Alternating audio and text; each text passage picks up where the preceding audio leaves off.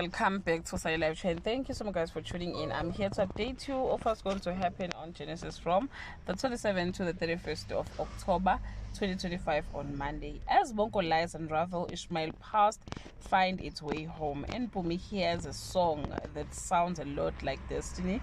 On Tuesday, a secret threatened to resurface as a forbidden past comes knocking. Two young hearts chase freedom in the city, unaware of what lurking behind them.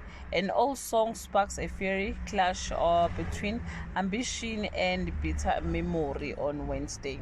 The Tabetas knees, and once again, the Sitibeng catch the cold, and Ishmael does the unthinkable. Mpumi creatives juices continue to flow on Thursday. Bongo's reputation hangs by a thread after Maruna's damning live video.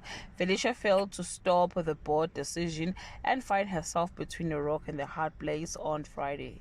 Bongo confronted Maruna after her damning accusations against him. Ishmael and Nobushe's wild adventure is interrupted by Aus Mudiehi.